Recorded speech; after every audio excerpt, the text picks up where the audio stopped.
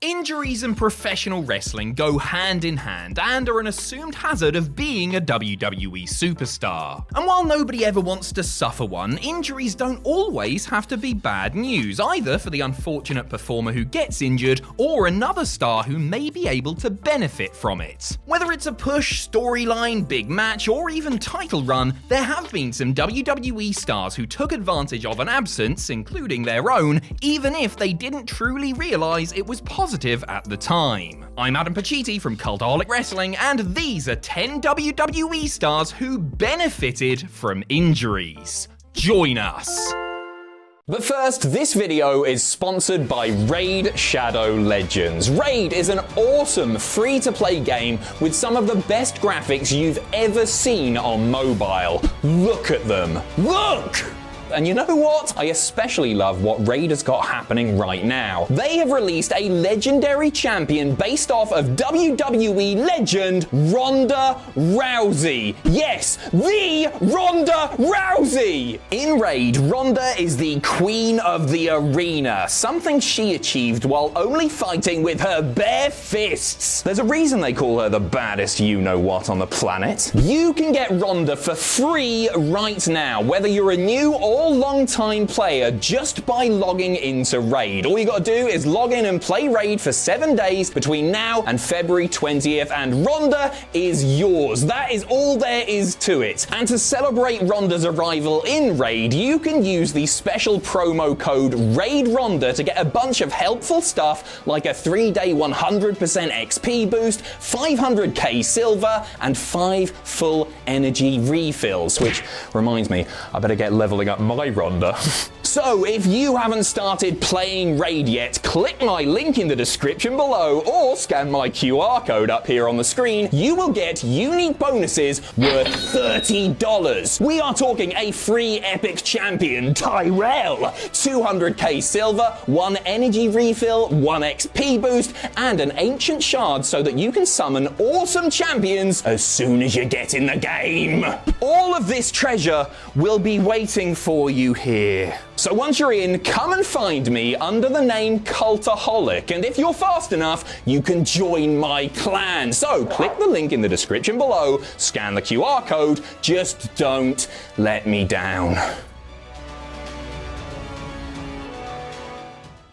Number 10, JBL. The SmackDown roster was threadbare following WrestleMania 20, with injuries and a high-profile departure leaving the blue brand bereft of main event talent. Brock Lesnar famously quit the company to try out for football, while Kurt Angle was out with yet more neck trouble. Big Show, meanwhile, could soldier on through the post-WrestleMania tour of Europe, but he desperately needed knee surgery and would also be MIA for several months. It left the company, as well as WWE champion Eddie Guerrero, in a difficult spot, not helped much by a disappointing draft just 8 days after the Showcase of the Immortals. Rather than move a top star over from Raw, WWE decided to repackage existing mid-carder Bradshaw, who transformed from beer-loving barroom brawler to Latino-loathing stock market whiz JBL. It was a stark and sudden change, but WWE were all in on John Bradshaw Layfield, who prior to the headliner crisis was going through the motions alongside Ron Simmons in the dependable APA. JBL not only got a huge push and pay-per-view main event opposite Guerrero, but dethroned him for the title in the rematch, kicking off a 280-day reign that wouldn't have happened had the next big thing, Olympic hero and world's largest athlete, all been available. Number 9, Kofi Kingston.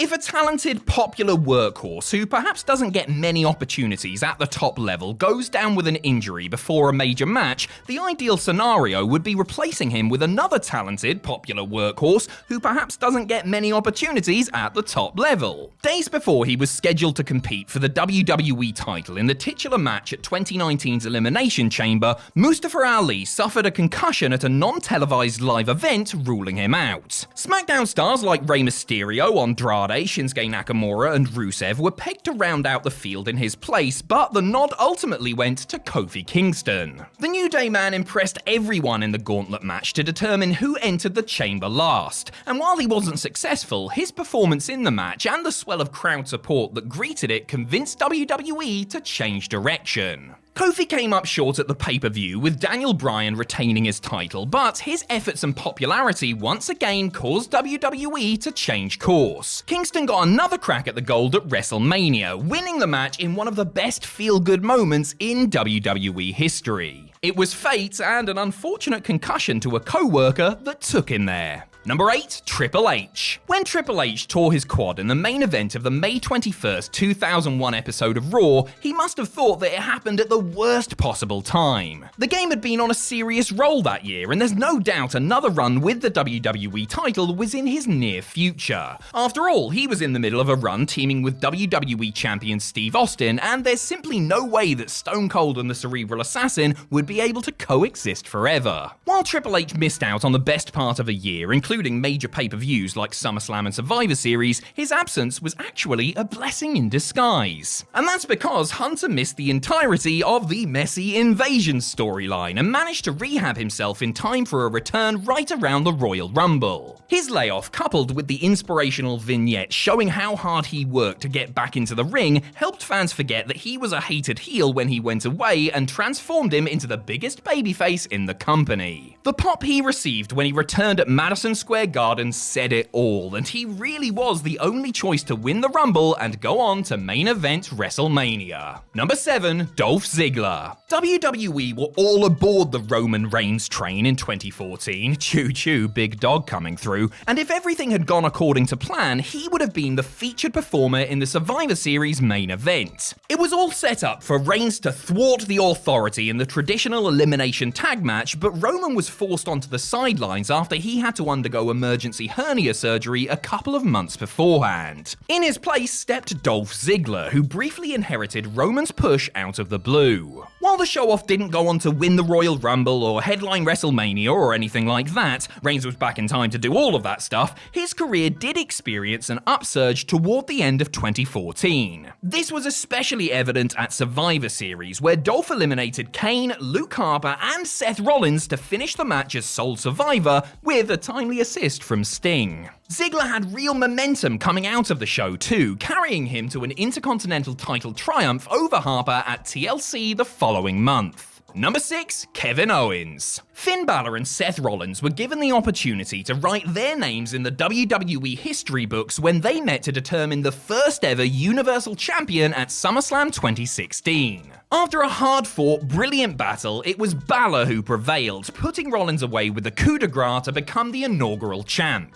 It was a big moment for Balor, winning his first WWE main roster title in the semi-main event of one of the company's biggest shows of the year. The next night on Raw, Finn was forced to relinquish the title as a result of an injury sustained during the match the previous evening. Then, the following week, Kevin Owens won a four-way to determine a new Universal Champion, besting Rollins, Roman Reigns, and Big Cass. At SummerSlam, the prize fighter had been in the opener, tagging with Chris Jericho against Cass and Enzo Amore, and now, just over a week later, he was the top dog on the red brand. It kicked off a stellar 6 or so months for KO, and it might not have happened had Balor not needed surgery. Number 5, Randy Orton. Randy Orton's WWE career seemed to be going from strength to strength as the year 2002 wore on. The third-generation star was clearly loaded with potential, and a switch from SmackDown to Raw, accompanied by a stronger push, signaled that the company had bigger plans for him. Regrettably, Orton injured his famously dodgy shoulder after just 2 matches on the flagship show. It could have been a serious momentum halter, but WWE decided to keep young Randy on television in the form of his RNN update.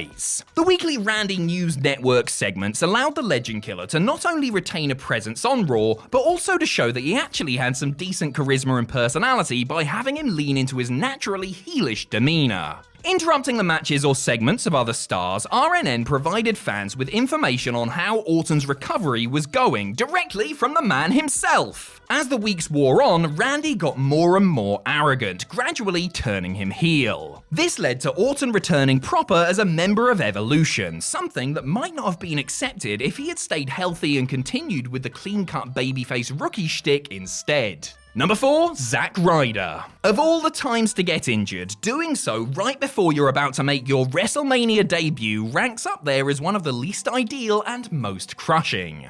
Poor Neville was just a few weeks away from appearing in the Intercontinental title ladder match at Mania 32 when a routine baseball slide resulted in an ankle fracture that put him on the shelf for the best part of the rest of the year. Filling in for Neville was the unlikely Zack Ryder, the hard-working but long-suffering jobber to the stars who spent most of his time on Superstars and main events before being drafted in as a substitute. Nobody gave the prospect of Long Island IC actually winning the thing much credence, of course, assuming that he was merely there to make up the numbers. Incredibly though, Ryder ended up holding the IC title at the end of it and got to celebrate his huge unexpected title win in the ring with his dad after. Yes, he lost it to The Miz the very next night on Raw, but the win gave Zack a genuine WrestleMania moment and allowed him to call himself a former Intercontinental Champion regardless of the brevity of his reign.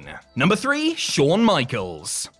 Shawn Michaels and injuries. There's a history there, isn't there? During the 90s, the Heartbreak Kid routinely forfeited titles, including the WWE title itself, when he suffered devastating setbacks like a lost smile. Sometimes Shawn benefited from these dubious injuries, sometimes his mates did, but sometimes Michaels really was crocked and others moved into his spot. HBK has also been the beneficiary when others have gotten hurt, including his DX partner and best pal Triple H. When the game blew out his other quad just a few months before WrestleMania 23, WWE's plans for the granddaddy of them all went out the window. Hunter was due to clash with WWE Champion John Cena in a rematch from the year before, but the injury meant that he would be out until the summer. So who better than Mr. WrestleMania himself to step up and ensure Big Match John had a banger? Slotting in seamlessly, the showstopper helped carry the feud an eventual match, closing out Mania for the first time in 3 years for what turned out to be a record-breaking show. Number 2, Steve Austin. Stone Cold Steve Austin was on an unstoppable path to the top of the WWE mountain when his career almost ended in the blink of an eye. Owen Hart's botched sit-out tombstone piledriver in their match at SummerSlam 1997 left the Texas Rattlesnake fearing paralysis, but luckily he was able to regain his faculties and somehow avoid surgery, at least for another couple of years. But make no mistake about it, Austin's neck was seriously messed up and he wouldn't be able to wrestle for a few months. Adding insult to injury, he would have to forfeit the tag team and Intercontinental titles too.